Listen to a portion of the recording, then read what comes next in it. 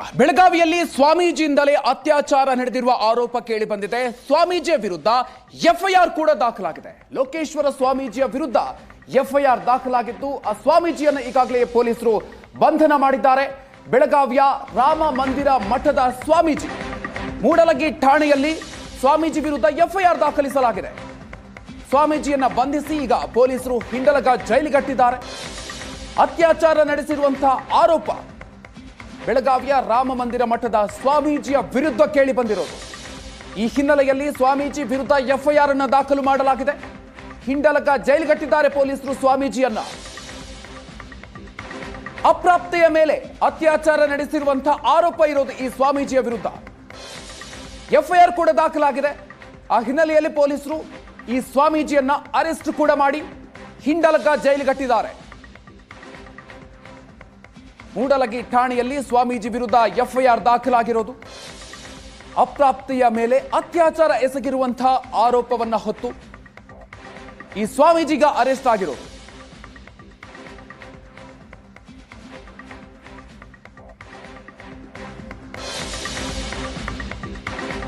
ಹಾಗಾದ್ರೆ ಏನಿದು ಆರೋಪ?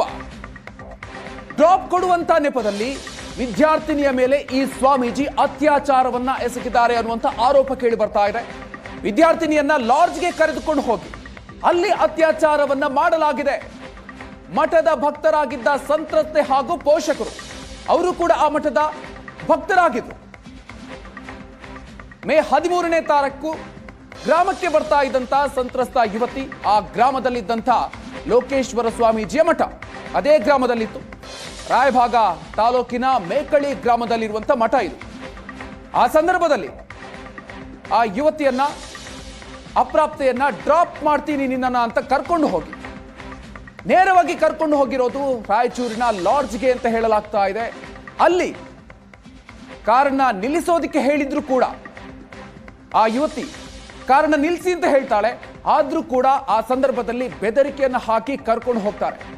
ಲಾಡ್ಜ್ನಲ್ಲಿ 2 ದಿನ ಯುವತಿಯ ಮೇಲೆ ಅತ್ಯಾಚಾರವನ್ನ ನಡೆಸಲಾಗಿದೆ ಅನ್ನುವಂಥ ಗಂಭೀರ ಆರೋಪ ಮಾಡಲಾಗಿದೆ. ಅದರ ಜೊತೆಗೆ ಬಾಗಲಕೋಟೆಯಲ್ಲೂ ಕೂಡ 1 ದಿನ ಅತ್ಯಾಚಾರವನ್ನ ನಡೆಸಲಾಗಿದೆ. ಈ ಸಂದರ್ಭದಲ್ಲಿ ಕೊಲೆಯ ಬೆದರಿಕೆಯನ್ನು ಕೂಡ ಈ ಸ್ವಾಮೀಜಿ ಹಾಕಿದಂತೆ. ಅತ್ಯಾಚಾರದ ವಿಷಯವನ್ನ ಯಾರಿಗಾದ್ರೂ ಹೇಳಿದ್ರೆ ಕೊಲೆ ಮಾಡಬೇಕಾಗತ್ತೆ, ಕೊಲೆ ಮಾಡ್ತೀನಿ ಅಂತ ಬೆದರಿಕೆಯನ್ನು ಕೂಡ ಈ ಸ್ವಾಮೀಜಿ ಹಾಕಿದ್ದಾನೆ ಅನ್ನುವಂಥ ಆರೋಪ. ವಾರದ ಬಳಿಕ ಪೋಷಕರಿಗೆ ಈ ಘಟನೆಯನ್ನ ಸಂತ್ರಸ್ತೆ ಹೇಳಿದ್ದಾಳೆ. ಮೂಡಲಗಿ ಠಾಣೆಯಲ್ಲಿ ಈ ಬಗ್ಗೆ ಈಗ ಪೊಲೀಸರು ಕಂಪ್ಲೇಂಟ್ ದಾಖಲು ಮಾಡಿಕೊಂಡಿದ್ದಾರೆ. ಸಂತ್ರಸ್ತೆಯ ದೂರನ್ನು ಆಧರಿಸಿ ಲೋಕೇಶ್ವರ ಸ್ವಾಮೀಜಿಯನ್ನ ಪೊಲೀಸರು ಅರೆಸ್ಟ್ ಮಾಡಿದ್ದಾರೆ.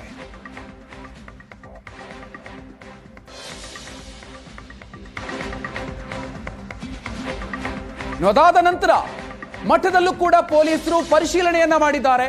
ಮೇಕಳಿ ಗ್ರಾಮದಲ್ಲಿರುವಂತಹ ಆ ಮಠದಲ್ಲಿ ಲಾಂಗು ಮಚ್ಚುಗಳು ಕೂಡ ಪತ್ತೆಯಾಗಿದೆ.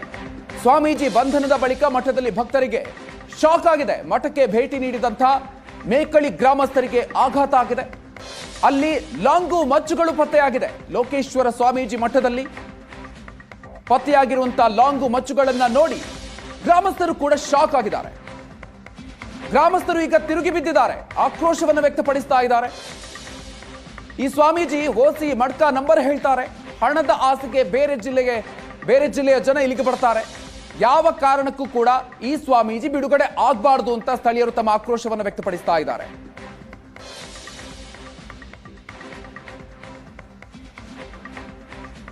ಲೋಕೇಶ್ವರ ಸ್ವಾಮೀಜಿಯ ವಿರುದ್ಧ ಗ್ರಾಮಸ್ಥರು ಆಕ್ರೋಶವನ್ನು ವ್ಯಕ್ತಪಡಿಸ್ತಾ ಇದ್ದಾರೆ. ತಮ್ಮ ಸಿಟ್ಟಲ್ಲಿ ಆ ಮಠಕ್ಕೆ ನುಗ್ಗಿದ್ದಾರೆ ಗ್ರಾಮಸ್ಥರು. ಅಲ್ಲಿರುವಂತಹ ವಸ್ತುಗಳನ್ನ ಅಲ್ಲಿನ ಬೇರೊಂದು ದೇವಸ್ಥಾನಕ್ಕೆ ಕೊಟ್ಟಿದ್ದಾರೆ ಅನ್ನುವಂಥ ಮಾಹಿತಿಗಳು ಕೂಡ ಬರ್ತಾ ಇದೆ. ಆ ಮಠದ ವಿರುದ್ಧ ತಮ್ಮ ಆಕ್ರೋಶವನ್ನ ಗ್ರಾಮಸ್ಥರು ವ್ಯಕ್ತಪಡಿಸ್ತಾ ಇದ್ದಾರೆ.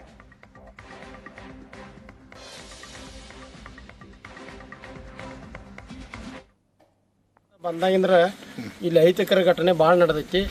ಮತ್ತು ಈಗಾಗಲೇ 2021 ನಾವು 3 ಜನ ಎಲ್ಲ ಬಂದು ಇವನ ಮೇಲೆ ನಾವು ಯಾಕೆ ಹೆಂಗೆ ಕೇಳೋಣ, ನಮ್ಮ ಮೇಲೆ ಒಂದು ಹಂಗೆ ಮಾಡೋಣ. ನಾವು 3 ಜನ ಎಲ್ಲ ಬಂದು ಇವ್ನು ಹೊಡಿದವಿ ಮಾಡ್ರಿ ಭೀ ಅವ್ನು ಚಾಲಿ ಬಿಟ್ಟಿಲ್ಲಿವ.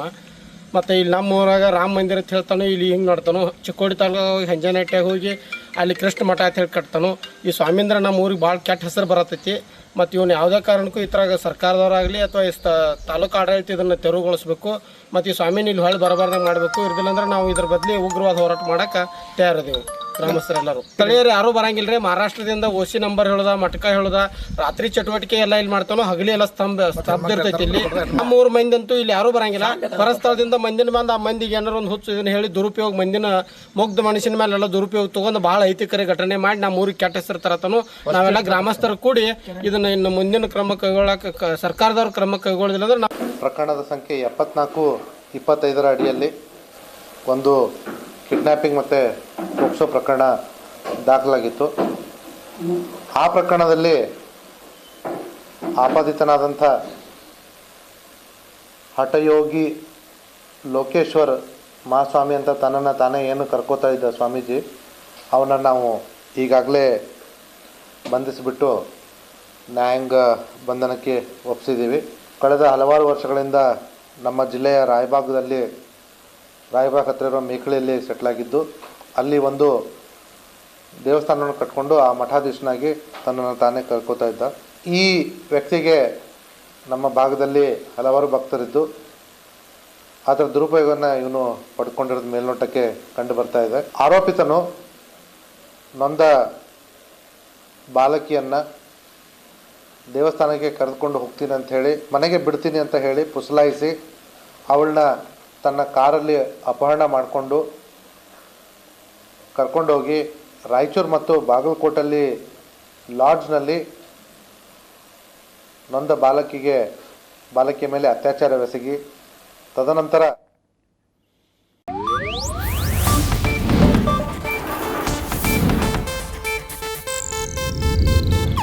ಇದು ಏಷ್ಯಾನೆಟ್ ನ್ಯೂಸ್ ನೆಟ್ವರ್ಕ್ ಪ್ರಸ್ತುತಿ.